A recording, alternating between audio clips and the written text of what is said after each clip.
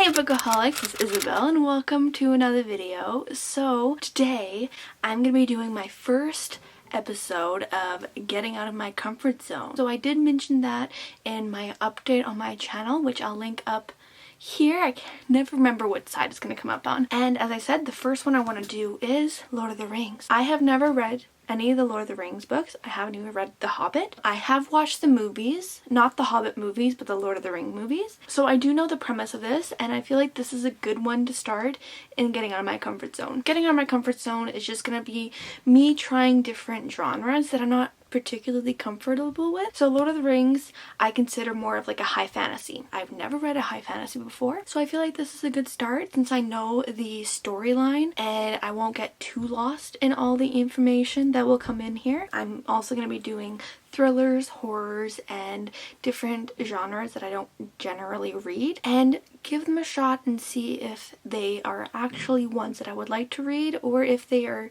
just out of my comfort zone and never read them again. So we're starting with The Lord of the Rings. Sorry, the angle changed. I was getting very uncomfortable being on my knees. I think everyone generally knows what The Lord of the Rings is about, but I just kind of want to explain why Lord of the Rings is out of my comfort zone. For one, it is a high fantasy. High fantasies has always intimidated me. I've never really wanted to read one because I know there's a lot of information. I feel like I would be quite overwhelmed by it. So I just haven't read a high fantasy before. Another reason I feel like this book is out of my comfort zone is it is a tome. I know it's only like 530 pages, which doesn't seem like a lot, but with how I've heard there's so much information in here and just the world itself that I watched in the movie, it just seems very, very intimidating.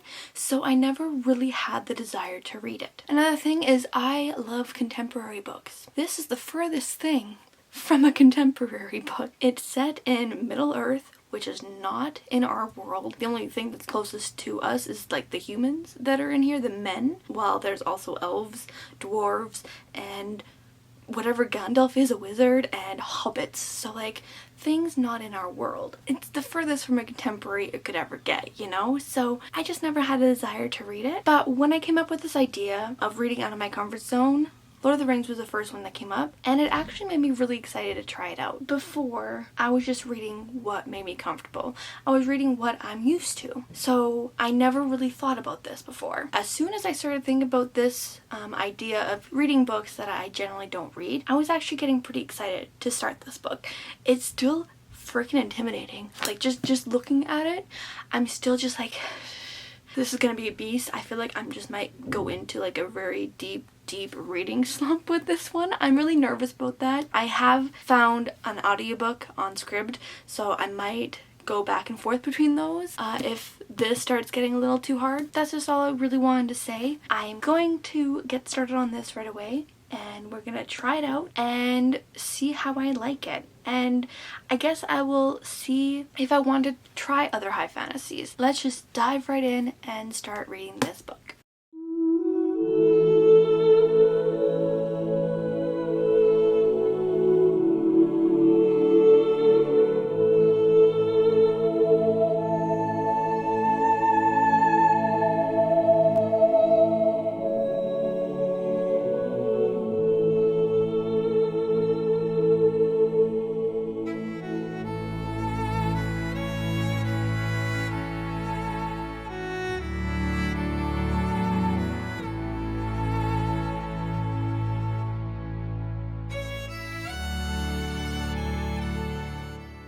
I have so far just read the prologue, and honestly the prologue felt like a whole textbook. Like, I am impressed. J.R.R. Tolkien, I am impressed. There's a lot of thought put into high fantasies, and I could see how much thought was put into this book. Just like the folklore of the hobbits themselves, like that's pretty much what the prologue was pretty much of, was on the hobbits. And just like everything that went into it, there's 3 different kind of hobbits, the way that the buildings are made, how their history kind of came about to when they're in the Middle Age now, just everything that he put into it. I'm impressed by it. I definitely would be overwhelmed by this if I didn't know some of the history of the Lord of the Rings, so like I'm not too overwhelmed, but when I was reading the prologue, I had to reread sentences, so I know this is gonna be a book that has a lot of information that I might not capture right away. I'm one of the readers that sometimes I can start reading, but I'm not actually reading it, if you know what I mean. Like, I'm reading the words, but I'm not taking them in.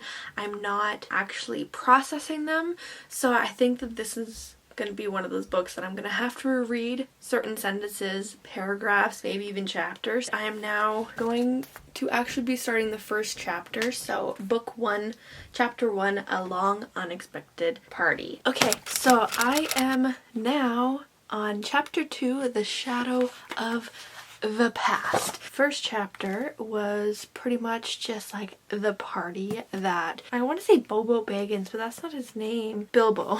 So Bilbo Baggins and Frodo Baggins have the same birthday, so they had a big celebration and everything. We've learned about the ring. We're kind of getting into the start of the plot here, so I'm really excited for that. What I'm actually super excited for, which he was just mentioned once throughout this whole first chapter, maybe like a couple times, but like they're around the same time, and that is Sam.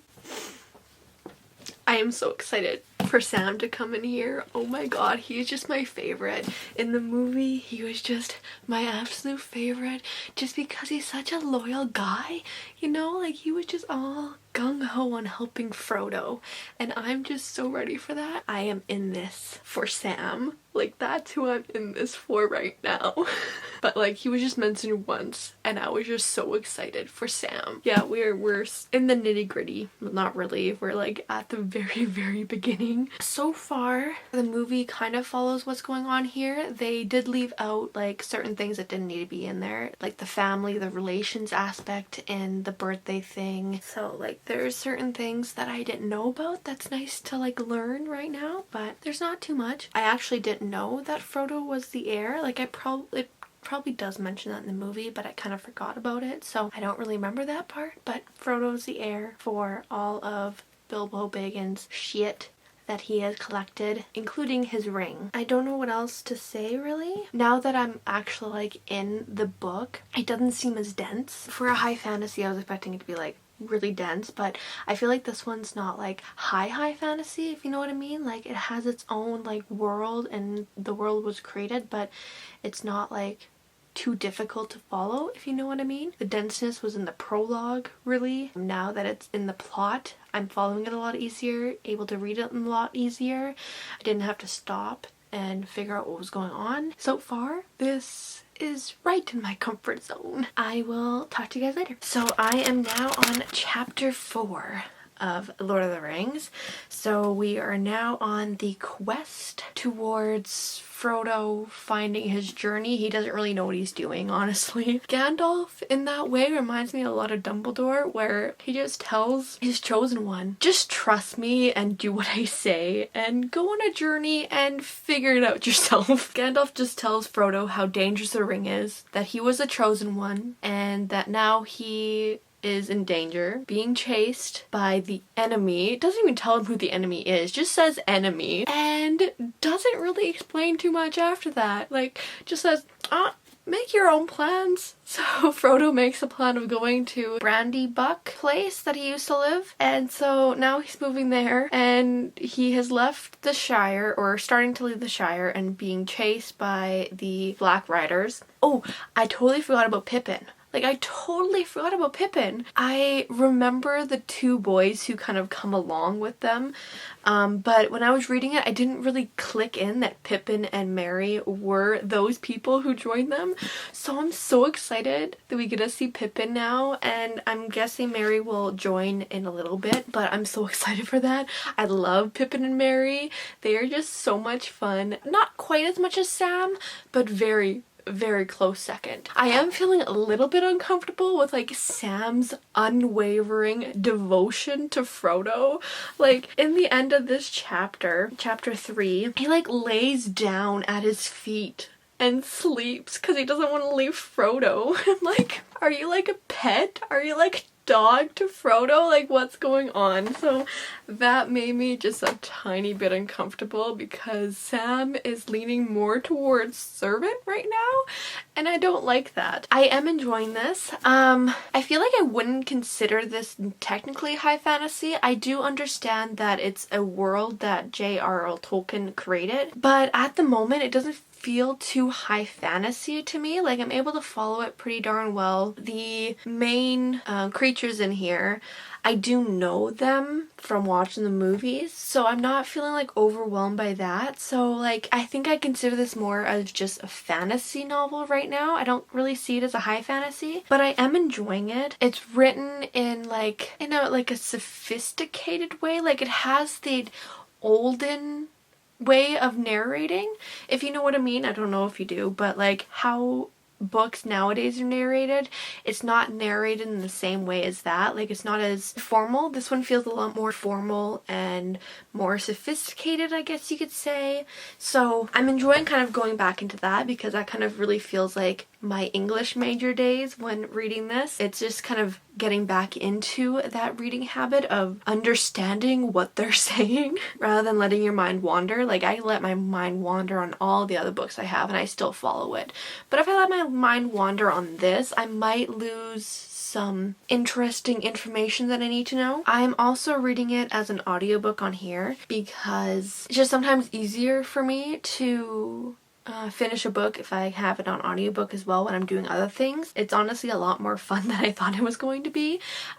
When I started this, it was more just to get out of my comfort zone because Lord of the Rings was never one that I really wanted to read. Mostly because it just didn't quite intrigue me. Like, I really did enjoy the movies, but the movies are so flippin' long and I haven't really watched them for a while. So like, I know I did enjoy them, but I just never really thought I wanted to get into this because I thought it was gonna be so long. But considering, like, yeah, it's long, but considering the books that I have read before this, those ones are long too, and some of those that I've read are longer than this. So it's not quite as intimidating now that I've gotten into it and I'm starting to read. So I'm really, really enjoying it. I'm glad I'm getting out of my comfort zone. I'm excited to see where it takes me. Although I know generally where it's going to take me, so not too many surprises there because of the movie, but I'm excited to find out what I don't know about it, you know? So far, I am getting out of my comfort zone with this into where I'm more comfortable with it, which is really nice, so I'm pretty darn excited about that. And yeah, so I don't think I have much else to say, and I'll talk to you guys later.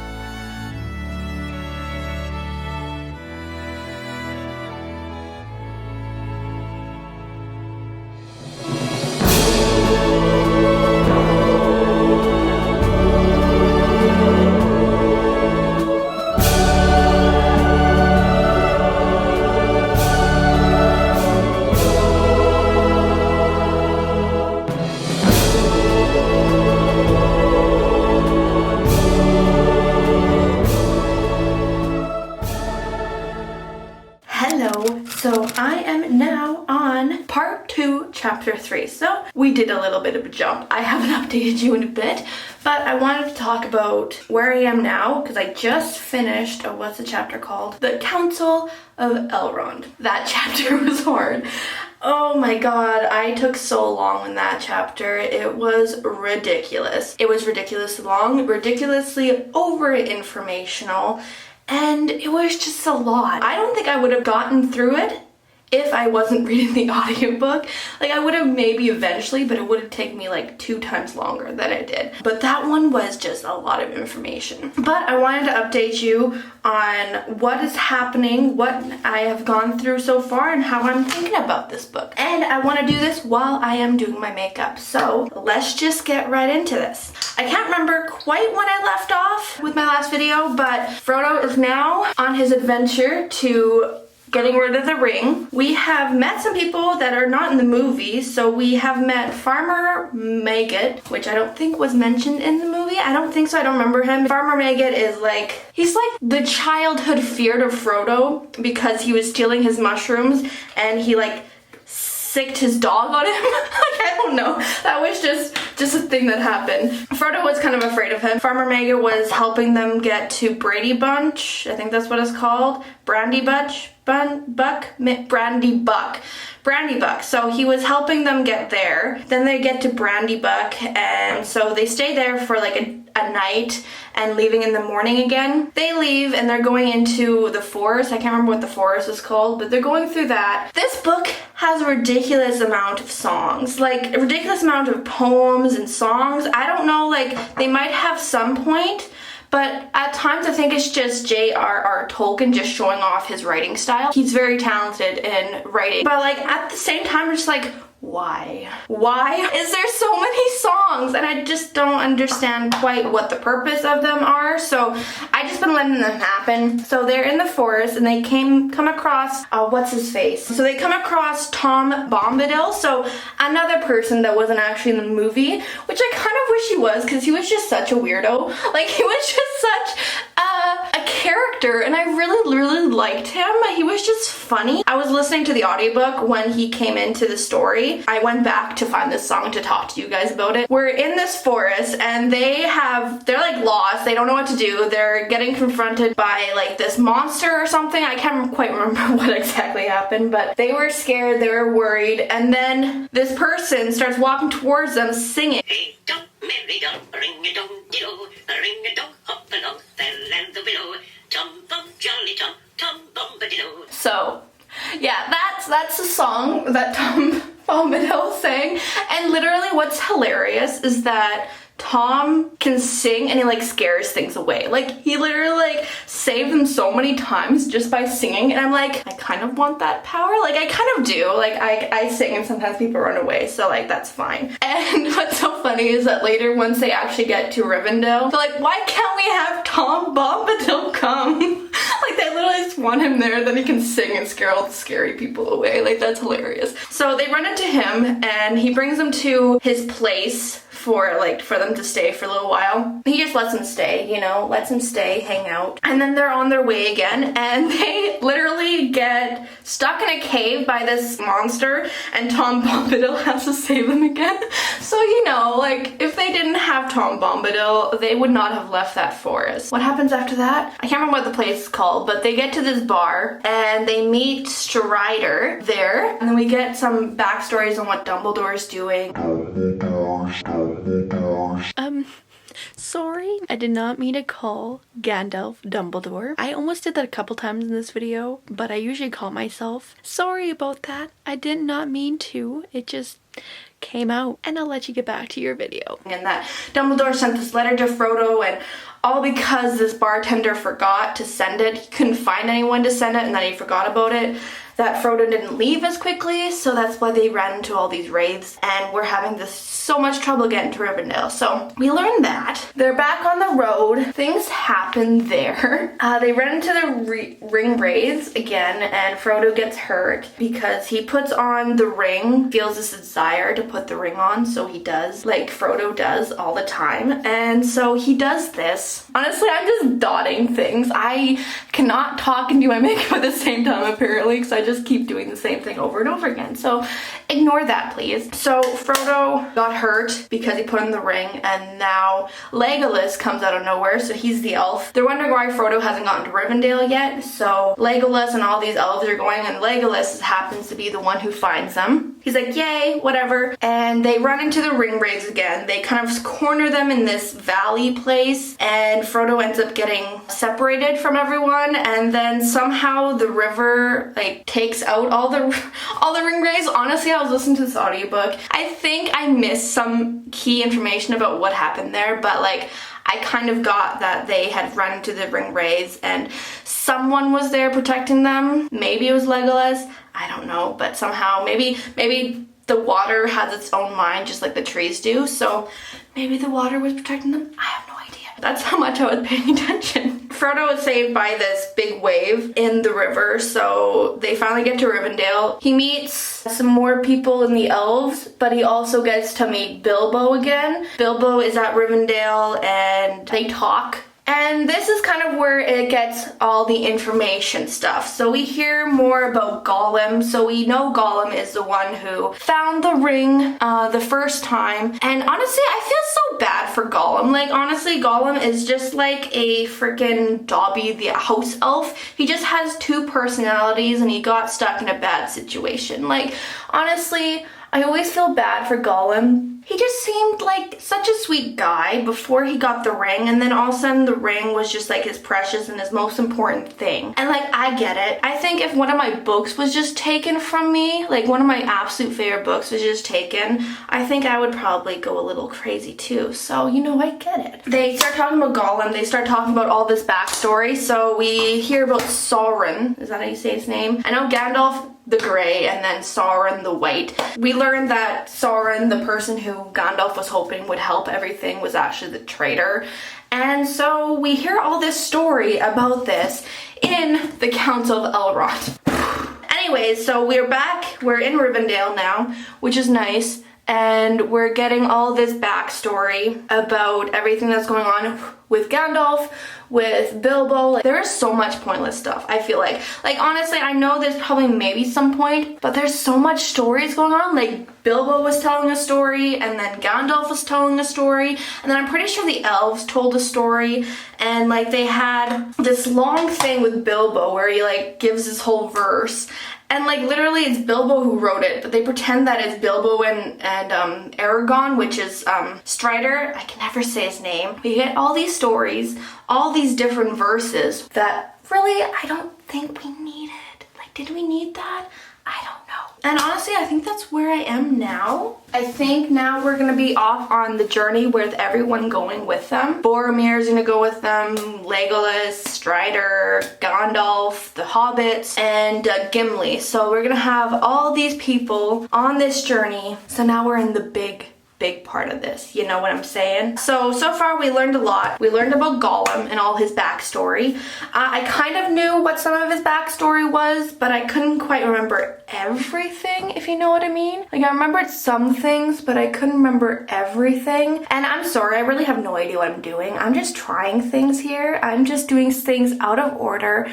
I have no reason or why for what I'm doing. So let me tell you, I've been trying to contour.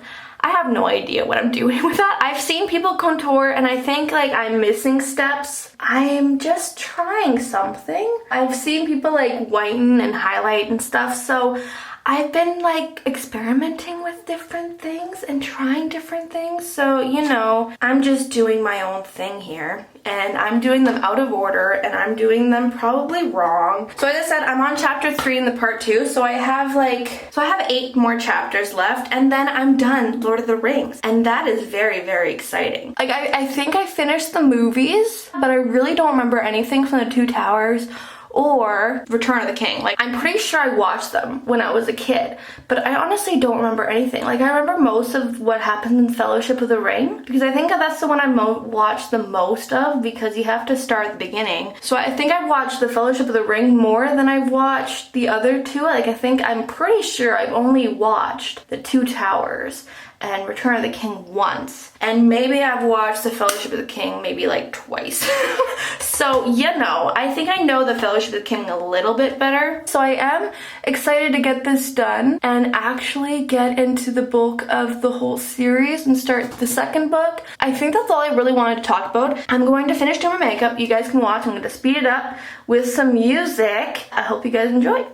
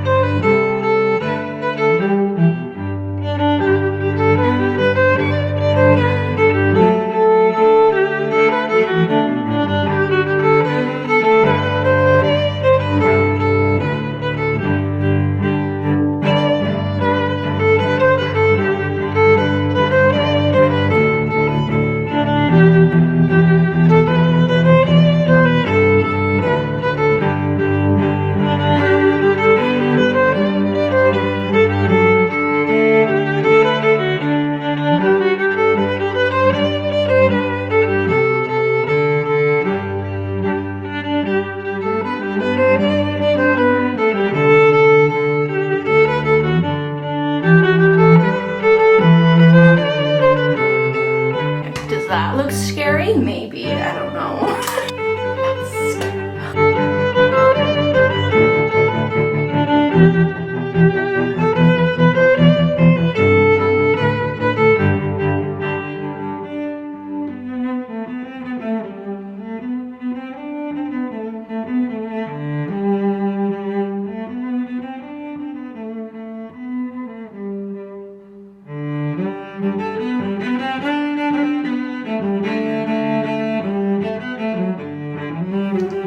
So I think I am done. I'm ready for the day. I'm hoping you enjoyed the update, and I will talk to you guys later. Bye. I kind of stopped reading for a while, but I started again today, and I am now on chapter 5 in part 2 of Lord of the Rings. So I am on page 417 now. I'm about 77% done. Lord of the Rings, and that's really, really exciting. I'm still enjoying it, but as I said, I've been going back and forth between the audiobook and the physical copy, and I feel like I haven't been paying as much attention as I would be if I was reading it physically. It's definitely not going to be like a 5-star book. I enjoy it, but it's more in closer to like an indifferent way, where I enjoy the story and everything, and I do enjoy the writing at some points, but at some other times I feel like it just rambles on a bit, and there's certain things that I really don't care about. I feel like that is like the world building part of it, and it's just like the background information on this world that they're in, and not necessarily what's important to the plot. At least not what's important to the plot right now. Maybe it'll be important later on in the other books, but right now I just don't see the point of some of these, and I don't know if that's just high fantasy in general, that it's just like a lot of world building and a lot of stuff that maybe you don't necessarily need to know for the plot line, but you need to know it for the world building and maybe later on in the series. If I didn't watch the movie, I think I'd be lost on who's who. Because of the movies, I can put kind of the face to them while I'm reading. Without that, I think I'd be so confused by all these different characters. I know Legolas was Orlando Bloom. I know Gimli was the dwarf that had like the red hair and was really bulky and short, and then obviously I know the hobbits and Gandalf, but like Boromir, I couldn't figure out who he was until I looked up the cast, and I was like, oh right, that asshole. I don't know, I can't remember if he was an actual asshole, but he was more outspoken in a rougher kind of way. And then of course there's Aragorn, however you say his name. So yeah, if I didn't watch the movies, I think I'd be a lot more lost in who is who for the characters, but because of that, it's been easier kind of following the characters that way. I'm still enjoying it. I kind of just want to be done, you know? Because it's been so long that I've started The Lord of the Rings and I kind of want to move on to something else, you know. That's my update and I will talk to you guys later. Bye! So I started reading Lord of the Rings probably close to the end of August. And now that's getting close to the end of September, I finally finished it. I just finished it today, like literally the last chapter. I was so excited to finish it, but I never actually had the time to just sit down and read it. So it took me a little bit just to finish the last chapter, but it took me forever to finish this book. Pretty much took me like the whole rest of the summer to actually finish this book. But I finally finished it. It was a chore. It was a chore and a half. Like, oh my god, did it take me so much longer than usual to read a book. Like, to be fair, this is pretty much like a tome. Like, given that it's like 529 pages, that doesn't seem like a lot. But with Lord of the Rings, it is, because there's just so much lore, there's so much background, and there's just so much information in here that it was sometimes overwhelming because it's just a lot. Holy shit. Is it a lot? I really loved it. I really loved the characters. Like, Sam is still just my absolute favorite. I knew he would be my favorite just based off of the movie. Oh, there's a spider right there! Holy shit, that's a huge spider. Oh, was it ever a nice one? Well, if you want to pick it up and put it outside, you can do that, but just do it yourself. No, don't show me it. Oh, crap, it's big. I know. It's huge. I'm terrified of spiders, if you couldn't tell by that. That was like staring at me the whole time. Holy shit. I don't know what I was saying. So Sam, yes, Sam is my favorite character in here. Like, I really enjoyed them all in their own ways. Well, no, I didn't really care for Boromir. He was such a complainer, and like, he was never really my favorite in the movies. Interruption done. Honestly, I just want to just rave about Sam because Sam is just my favorite. Okay, he's just my absolute favorite. I love him.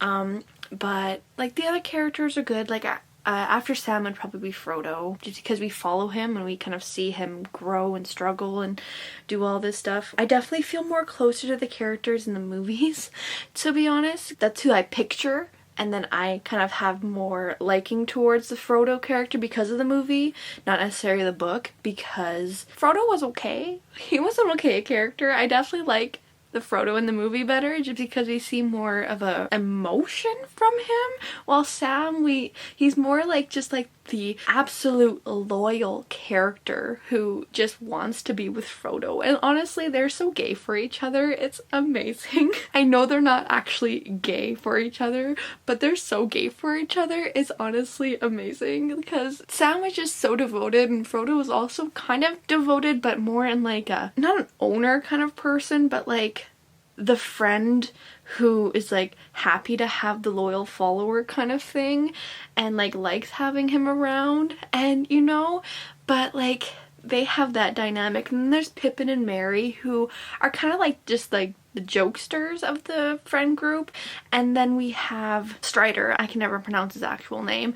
We have Strider, who is kind of like the warrior character who is all about protecting them and being with them. And then we have Legolas, who is the elf of the group, and he is just there. Like, I feel more connected to Legolas as the Orlando Bloom character because I don't know, I know them more in a sense, because like in there you get to actually see them, you get to actually follow them, while in this they're kind of just there, and it was kind of hard to differentiate them, honestly. And then Boromir, didn't really care for him. Gimli, honestly, he was also just there.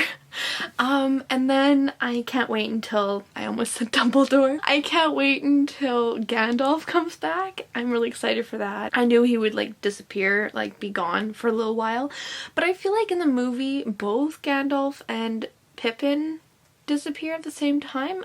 That's what I have in my head. I don't know if that's, I don't think that actually happened, but that's what I have in my head. Maybe it's because like in the movie Pippin is the one that drops the thing down the well, and then Gandalf gets so mad and then the orcs come in, because I don't think they go through I don't think they go through Moria. however you say that word. I don't think they go through that as long as they did in the book. They just kind of like arrive and then Pippin drops the thing down the well and then the orcs come. Like, I think that's what happens in the movie. So like a lot of stuff is cut from the movie, even though the movie is still fucking 3 hours long. They cut a lot because there's a lot going on in here. There is a lot. This was a chore. You really have to push yourself through it. Like, I'm amazed by how much J.R.R. Tolkien created in this world. Like, that's amazing. He's amazing. Like, good job on that. But I don't care. I just want the plot. Like, I think that's part of the reason why high fantasy has always been kind of a genre I never want to get into, because I just want the plot. I just want the characters. I just want that. I don't want all the world building. I don't want all of the information of the worlds. You know, that was one of the reasons why I don't care for high fantasy. Like, to be fair, I've never read high fantasy, so I can't say exactly all high fantasies are like that. But that's what I imagine they are. A lot of world building, a lot of information, a lot of background to understand like the setting and where they are, but like going back between the background, all that information, and then going back to the plot. I just wanted the plot, dude. I just wanted Sam. Like, honestly, I wanted more Sam in here. I love him, okay? He's my fave. I don't know what else to say, honestly. Finished Lord of the Rings. I got it done. And now it's off to the Two Towers whenever I happen to get the book in my hand. So I'm gonna have to wait until I get that. The next one for my out of my comfort zone is gonna be When No One Is Watching by Alyssa Cole. I have read thrillers before, but they're not ones I usually go to. So this one is kind of out of my comfort zone. I have read thrillers before, but not lately. Like, that was back in like high school when I was still getting stuff from the library. Like, that was a blast from the past. Also was very, very much nicer for my bank account, but you know, you can't have everything. I'm gonna be starting this one. This one has been kind of going around Booktube lately, so I am really excited to kind of dive into it. Definitely has more of a darker kind of fall feel to it since it is a thriller. So I am excited for this one. I'm excited to get started on it. And yeah, so this one's gonna be my next out of my comfort zone read. So look out for that. But if you have made it this far, congratulations. You are a star. You have really stuck it out. Very good job. But if you made it to the end here, thank you so much for watching. If you enjoyed my journey of reading Lord of the Rings, give this video a thumbs up. Let me know your thoughts on Lord of the Rings or high fantasy or like reading out of your comfort zone. Let me know your thoughts down below. If you want to watch more videos where I discuss books, movies, and TV shows, definitely hit the subscribe button and the notification bell so you know whenever I post a video. And I'll talk to you guys later. Bye!